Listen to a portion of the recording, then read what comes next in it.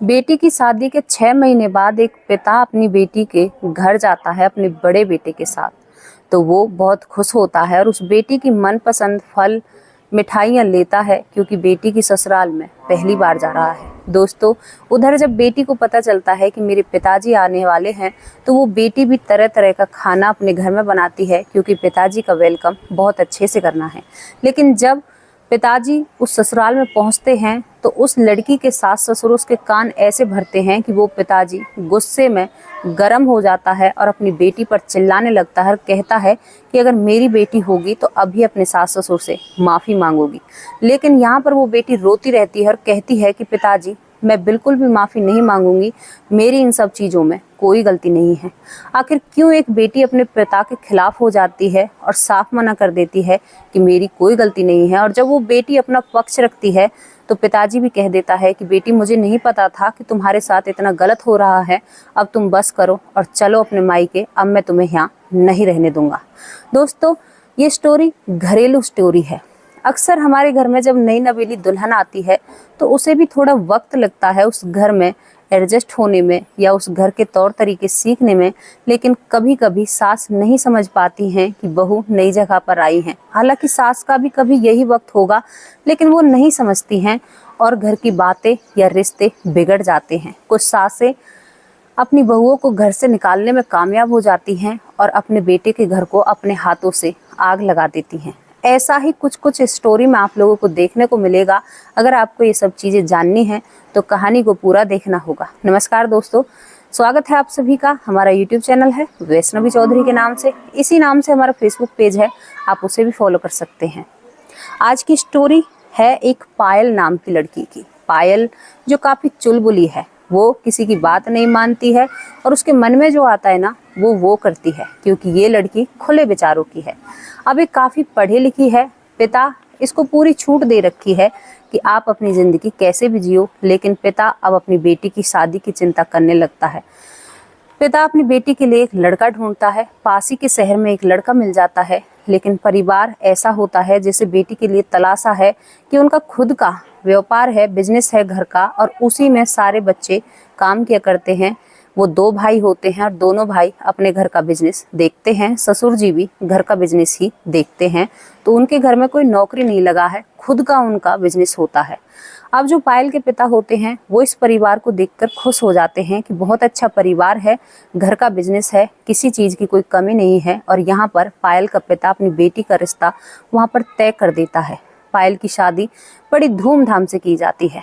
पायल, मैंने पहले बताया था, बड़ी चुलबुली थी, तो इसी हिसाब की थी। उसकी माँ शादी में समझाती है, जब बेटी को विदा करती है, कि बेटी, पिता के घर अक्सर बेटियां अपनी जिद पूरी कर लिया करती हैं, लेकिन ससुराल में हर शब्द को सोच समझकर बोलना, क्योंकि मैं भी कभी इस घर में बहू बनकर आई थी।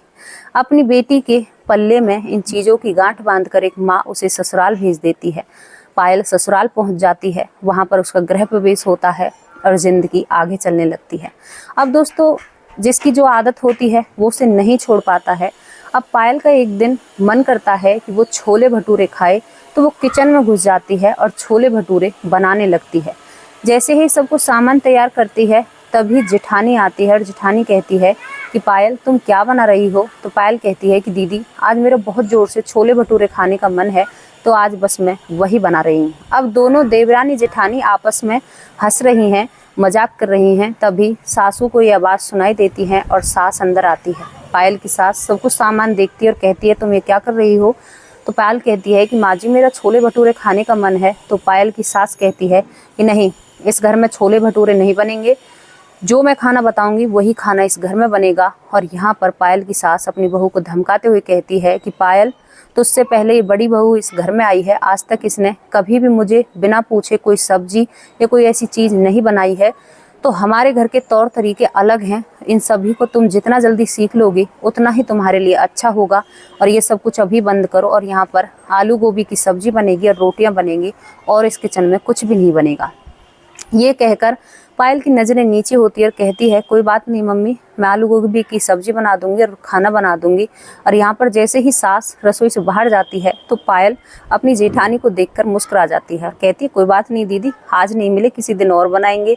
और यहाँ पर वो खाना बना देती है। दोस्तों, छोटी छोटी बातों पर ना पायल के घर में यही बातें हुआ करती। पायल की सास बहुत रोक टोक किया करती। अब पायल के पिताजी का एक दिन फोन आता है, कहता है कि बेटी, तुम्हारी शादी को 6 महीने हो गए, मैं तुम्हारे घर ही नहीं आया। आज मैं और तुम्हारा बड़ा भाई तुम्हारी ससुराल की तरफ किसी काम से आ रहे हैं, तो वहाँ पर हम तुमसे भी मिलने के लिए आएंगे। अब पायल ये बात सुनती है और बस किचन में घुस जाती है और अपने पिताजी और भाई के लिए अच्छा अच्छा खाना बनाने लगती है। जब पायल की जेठानी देखती है तो वो कहती है कि पायल, माँ जी चिल्लाएंगी। तो पायल कहती है कि कोई बात नहीं, इतने दिन से चिल्लाती हैं तो आज एक और बार मुझ में डांट लगा लेंगी, मुझे दीदी कोई फ़र्क नहीं पड़ता, लेकिन मेरे पिताजी रोज़ थोड़े यहाँ पर आ रहे हैं। और पायल अपनी रसोई बनाने लगती है। जब ये बात सास सुनती है तो सास अंदर आती है और कहती है तुम क्या कर रही हो, इतना सामान क्यों बना रही हो। तो पायल कहती है कि मम्मी जी आपको नहीं पता, पापा आ रहे हैं, बड़ा भाई आ रहा है। तो यहाँ पर सास अपना माथा चढ़ा लेती है और वहाँ पर कहती है कि ठीक है बना लो, एक गुस्से से मैं और घुर्राती हुई बहू की तरफ बाहर निकल जाती है। पायल फिर अपनी जेठानी को देखकर मुस्कुराती है और जल्दी जल्दी अपनी रसोई कंप्लीट करने लगती है। दोस्तों, पायल के पिता घर आ जाते हैं। पायल की खुशी का ठिकाना नहीं था। अब पिताजी और भाई जब घर आते हैं तो पायल झट से पानी देती है अपने पिता और भाई को और वो सोफे पर आकर बैठ जाते हैं। उधर सास ने अपने पति को बुला रखा था, पायल के ससुर को। और यहाँ पर जब पायल के पिता कहते हैं और समधी जी सब कुछ ठीक है, आपका गुजारा कैसा चल रहा है, और मैं तो शहर की तरफ आया था, इसी वजह से तुम्हारे घर चला आया, बेटी के घर चला आया। जब ये बात पायल का ससुर सुनता है तो वो भी एक खड़ूस स्वभाव का व्यक्ति था और कहता है कि क्या तुमने हमें बताया था तुम हमारे घर आने वाले थे। तो यहाँ पर पायल का पिता, उसके पास कुछ शब्द नहीं रहते हैं, क्या कहे भाई, बेटी का ससुर है। तो वो हंसकर बात को टाल देता है, अरे समधी जी मुझे तो पता नहीं था, एकदम से आना हो गया, और मैंने अपनी बेटी और जमाई को तो बताया था कि मैं उसी शहर आ रहा हूँ।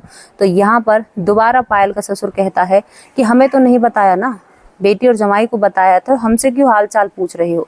अब यहाँ पर पायल का पिता कहता है कि ऐसी क्या बात हो गई समधी जी जो आप इतने गुस्से में हैं और इतने मुझे परेशान से दिख रहे हैं। अब जब ये बात सुनता है पायल का ससुर तो अब पायल की बुराइयां शुरू हो जाती हैं। पायल की बुराइयां करी जाती हैं कि तुम्हारी बेटी ने हमारे घर के रूल बदल दिए, तुम्हारी बेटी अक्सर अपनी मनमानी करा करती है, बिना पल्लू के पूरे घर में घूमा करती है, इसमें तो तमीज़ ही नहीं है, अपने पति का नाम लेती है, नाम लेकर अपने पति को बुलाती है। कि सब बुराइयां पायल के प्रति उसके सास ससुर करते हैं।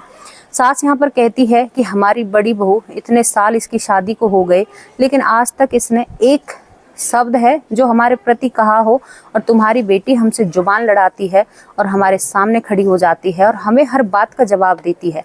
जब बेटी की बुराई पिता सुनता है तो पिता एकदम से जो सोफे पर बैठा है खड़ा हो जाता है, जोर जोर से पायल पायल चिल्लाने लगता है कि पायल तुम जहाँ भी हो मेरे पास आओ। जब बेटी की बुराई, मतलब एक बहू की बुराई ससुर कर रहा था, तो पायल अंदर बैठी बैठी रो रही होती है कि मेरे मन में तो ऐसा कुछ भी नहीं था और ये लोग मेरे भाई और पिता से इतनी मेरी बुराई कर रहे हैं। अब पायल बीच बीच में अपनी सफाई देने के लिए बाहर आती है, लेकिन जेठानी बाहर नहीं आने देती है, कहती है कि पायल और बात बिगड़ जाएगी। लेकिन जब पायल का पिता बहुत ज़ोर ज़ोर से चिल्लाता है पायल पर, तो पायल अब बाहर आ जाती है उस कमरे से और बैठक में आकर खड़ी हो जाती है। पायल का पिता देखते ही कि मैंने तुम्हें क्या ये संस्कार दिए थे, आज़ादी की ज़िंदगी दी थी, लेकिन ऐसा नहीं कहा था कि तुम अपने ससुराल में आकर ये सब कुछ करो। अगर मेरी बेटी होगी तो अभी अपने सास ससुर के पैर पकड़ो और माफ़ी मांगो। अब पायल यहाँ पर खड़ी रहती है और पिता की बात को इग्नोर करती है और कहती है कि नहीं पिताजी, मैं माफ़ी नहीं मांगूंगी, मेरी कोई गलती थोड़ी है, अगर मेरी कोई गलती होती तो मैं माफ़ी मांगती, लेकिन इसमें मेरी कोई भी गलती नहीं है, तो मैं माफ़ी क्यों मांगूं। जब पायल का पिता ये सब कुछ सुनता है तो फिर चिल्लाता है कि पायल तू माफ़ी मांगेगी या नहीं मांगेगी। तो पायल साफ साफ कह देती है कि आपने एक तरफा बातें सुनी हैं, आपने क्या मेरी बातें सुनी हैं जो आप मुझसे माफ़ी मंगवा रहे हो। और यहाँ पर अब पायल रोने लगती है। अब जो पायल का बड़ा भाई आया हुआ था वो कहता है कि पिताजी एक बार पायल की भी तो बातें सुन लीजिए, क्या पता बहन की कोई गलती ही ना हो। जब पायल का भाई इस बात को कहता है तो पिताजी उसकी बात सुनने के लिए तैयार हो जाता है। अब पायल जब अपनी बातें बताना शुरू करती है तो शुरुआत में ही पायल ज़मीन पर बैठ जाती है। ज़मीन पर बैठकर अपना घूंघट ले लेती है। जैसे ही बहन ज़मीन पर बैठती है तो भाई एक चेयर उठाकर लाता है और कहता है कि बहन तू ज़मीन पर क्यों बैठी है। तो पायल कहती है कि भैया इस घर की यही रिवाज है, यहाँ पर बहुएं बराबर में नहीं बैठा करती, अगर घर के बड़े लोग बैठे हैं तो बहू ज़मीन पर ही बैठेगी।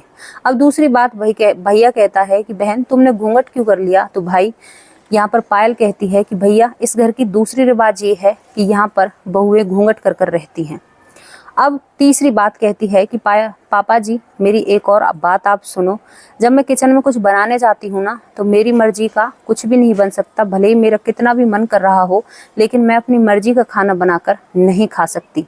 अगर कुछ खाया भी है ना तो उसकी एक नज़र सास की उस पर पड़नी चाहिए, सास को पता होना चाहिए कि बहू ने कितना खाना खाया है। अगर कहीं बहू ज़्यादा खाना खा गई तो इनके घर में कमी आ जाएगी। तीसरी बात भैया, ये बेटी और बहू में फ़र्क करते हैं।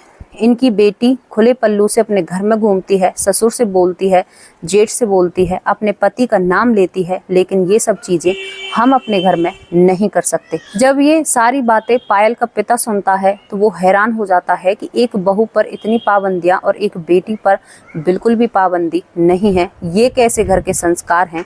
और अब यहाँ पायल का जो पिता है उसका गुस्सा शांत हो जाता है।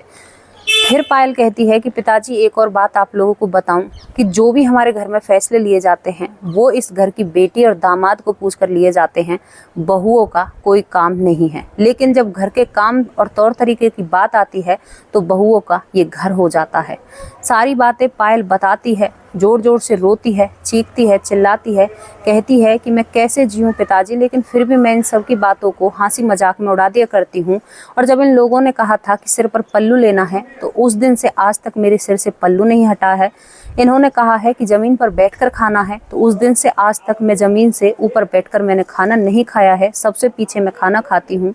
उस दिन से इन लोगों ने जो भी मुझसे कहा है मैं आंख बंद कर कर इनके कहने पर चलती आ रही हूँ, लेकिन फिर भी इन लोगों के अंदर मेरे प्रति इतनी भावनाएं बुरी भरी हुई हैं, तो मैं कैसे इन लोगों से मिल घुल मिल कर रहूँगी पिताजी, आप ही मुझे बताइए।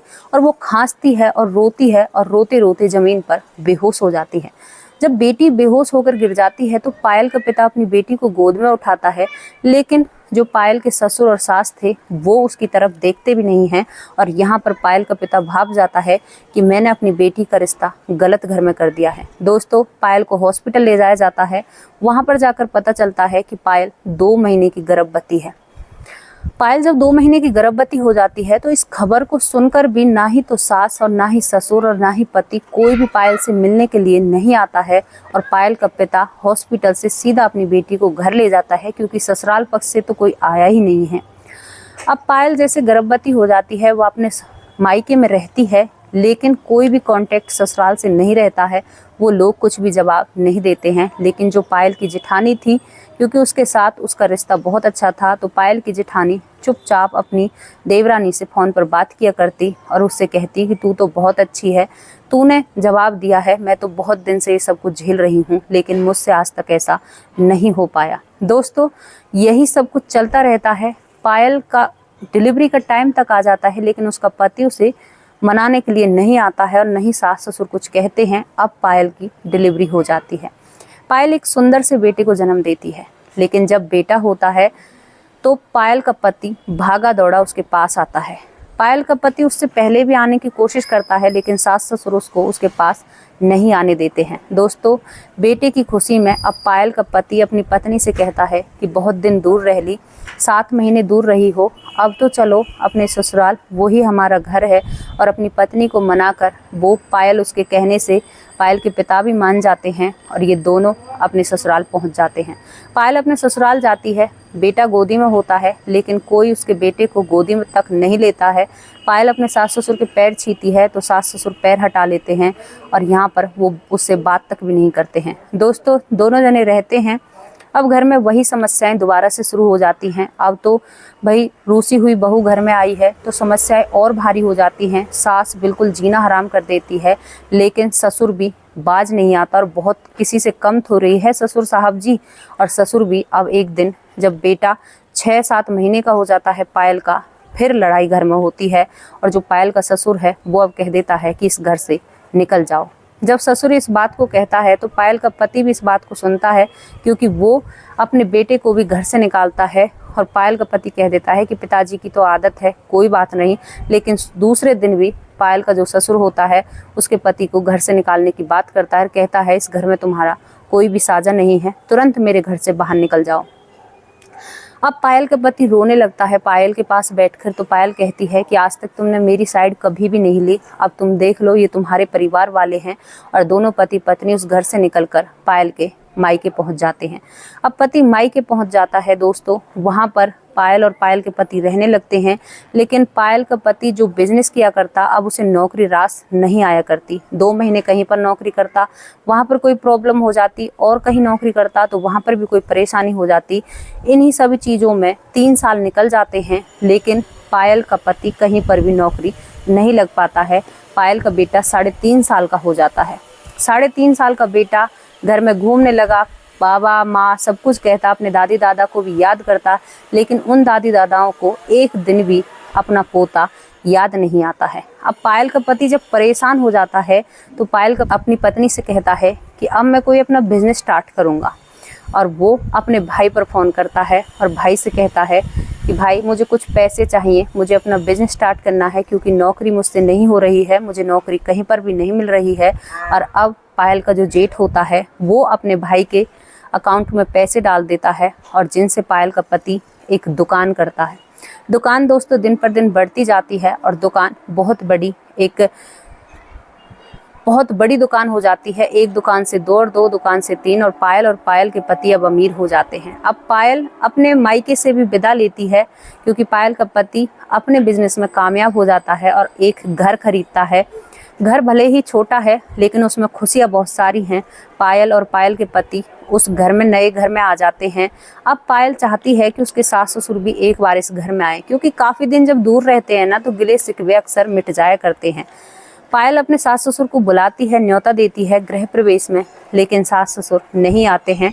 और जो पायल की जेठानी थी वो छुपका के अपनी देवरानी के गृह प्रवेश में आ जाती है और कहती है गले मिलकर कि तुमने बहुत अच्छा किया, तुमसे हिम्मत अगर मुझ में होती तो शायद आज मैं भी सुखी ज़िंदगी जीती, लेकिन मैं तो उसी जीवन में हूँ जहाँ से तुम 3.5 या 4 साल पहले निकल कर यहाँ गई हो।